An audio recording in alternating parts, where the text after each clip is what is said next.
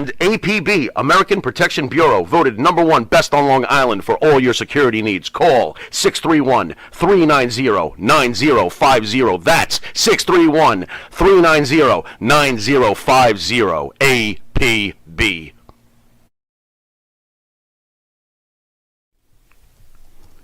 And Nitro's Garage for all your automotive needs. Call 646-675-2349. That's 646-675-2349. For all your automotive needs, Nitro's Garage. Ask for Jack.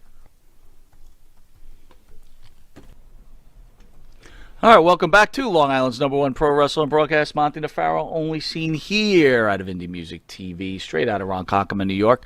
We've got two special guests who will be on shortly. Yeah. One of our new shows on the channel. We'll introduce them, but I want to get Farrow. We got to weigh in for the people, and I got to hear what you have to say. The big news: Cody Rhodes, Brandy Rhodes, let their contract expire. Mm-hmm. Before you answer my question, I want you to listen to this. All right. Cody writes, I've had so many milestones, beautiful memories of this renaissance through sweat, blood, tears, literal fire, and all that. I left it on the mat. Everything pales in comparison to the final contribution. I was empowered to lead the company, the community outreach team. It's the most inward moments, your outward behavior, and your ability to take fame, influence, and do something of value for the communities you visit, whether it's the cameras are on and off, is the highest honor. I am confident Amanda Huber will lead the department with style. I'm so proud of my creations, my contributions, and the items supported are calibrated. Calibrated is for an engine. This is, I think that's collaborated. But that's Jesus okay. Christ. Give me a break, all right? Listen, dude.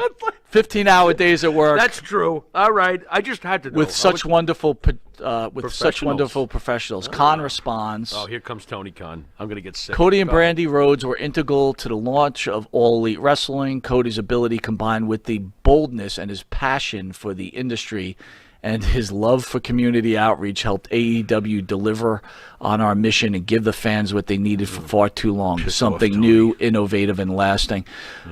Basically, really good stuff. Okay. So before you answer a question, is this real or is this fake? Is this a work or is he really leaving? I ask you this.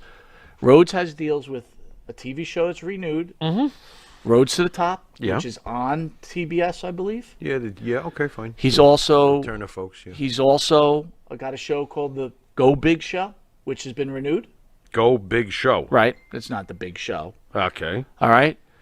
And let's think about his career in the WWE, where, to be fair, he was a small player. Smaller, mid-card. So he was a big fish in a little pond in AEW in the beginning, which has become much bigger. Sure. So his fishness, if you call it right, has become smaller. His fishness. So now he comes back. If he comes back to the WWE, could you ever imagine him wrestling Roman Reigns, Jimmy Farrow? Break it down for the fans, please. All right. If this is a work, it is really treading on dangerously thin ice because you can only screw with fans so much. All right. If this turns out to be a work, I personally would never believe a single goddamn thing ever again, ever printed on the internet regarding what AEW is up to or what they are not up to. All right.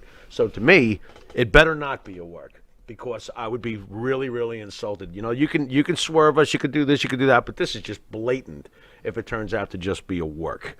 Now, as far as Cody going back to Vince, I think that that's very realistic. And no, not because I just see things with WWE sunglasses on, even though these are not WWE sunglasses. Look, his last name is Rhodes, okay?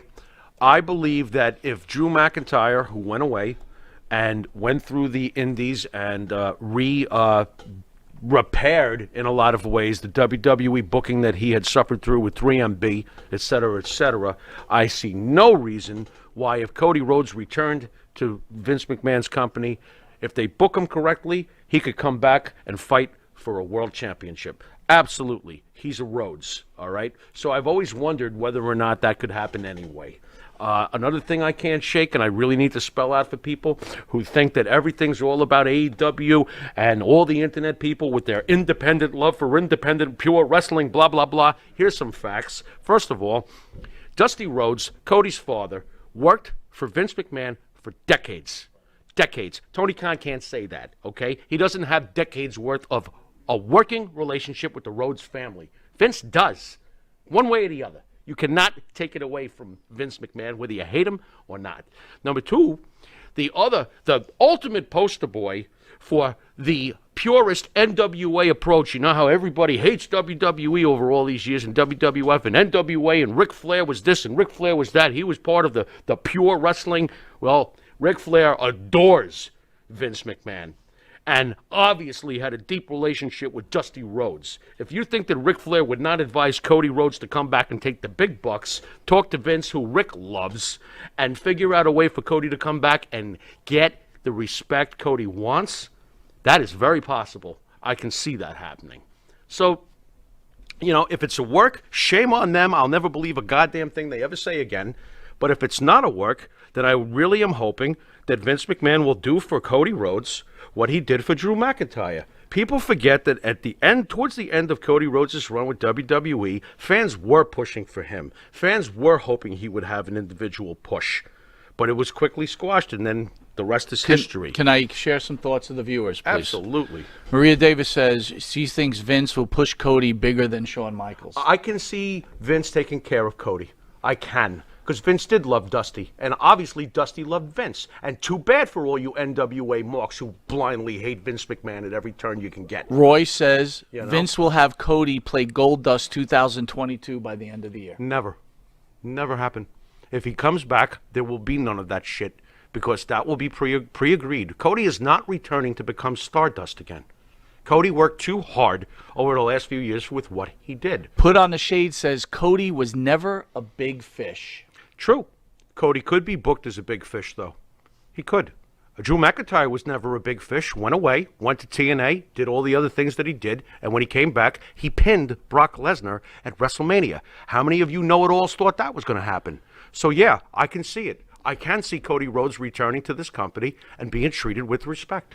Don the Barber says Cody, Rusev, and Jericho are all going back. I would not be surprised. Chris Jericho's going to return one day, too. He is a WWE legend. It cracks me up. These guys have been with AEW for a year or two, and you think they're going to throw away their entire body of work. They're not. It would be stupid. Greg R. says, I really think Brandy is the problem. In AEW? Quite possibly. Quite possibly.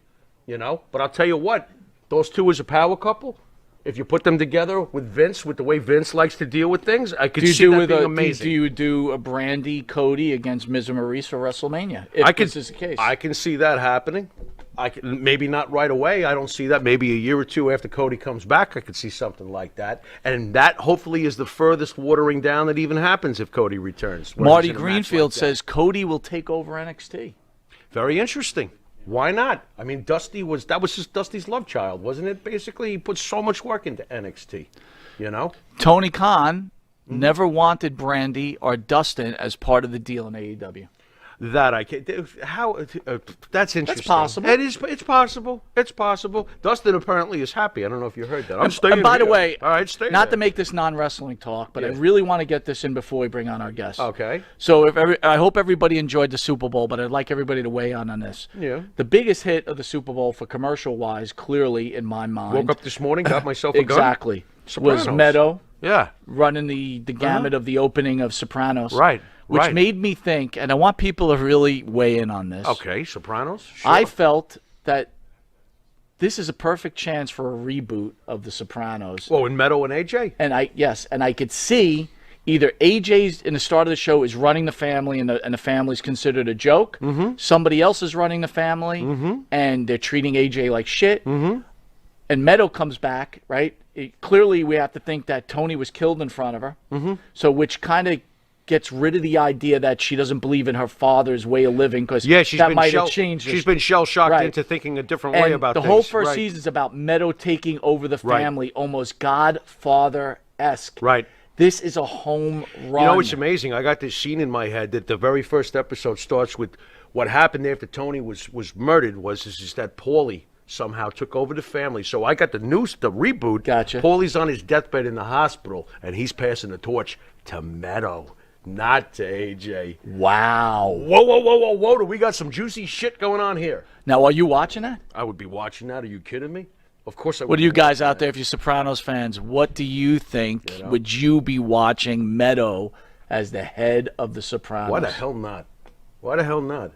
Get her all badass and Maria shit. Davis says it's time to bring the Sopranos back. Totally. Stinger great. says AEW's the Titanic. Cody jumped off it. That could very well be. Maybe Cody was talking to the accountant at AEW because every week they're signing another guy for $1 billion that they're not going to be able to squeeze into the card. So Davio Red said David Chase says no chance for a reboot. that's a shame. Well, David Chase is like 78 years old. Right. I don't know why David Chase wouldn't hand over that to somebody else. Well, it's going to be handed over one way or the other. Someone's going to get. You can't just legal- take it, I don't think, right? No, but I'm sure someone's going to get some sort of legal control of it after You know, his passing. Davio, if that's what he said, he's really losing a real opportunity Yeah, here. I People agree. were excited over a car commercial. Right. I know I was. Yeah. I was like Yep. glued Yep. to that commercial. Yep. So you're really doing a disservice to the people. Yeah. Jimmy the Lumberjack says, do the next chapter of The Sopranos better than the other crap on TV. Hell yeah. Greg R says no. I don't know what no means, Greg, so if you want to give me clarity, Maybe it'd be he's just great. not into seeing anything else from The Sopranos. If it ain't broke, don't fix it. Could be that too. All right.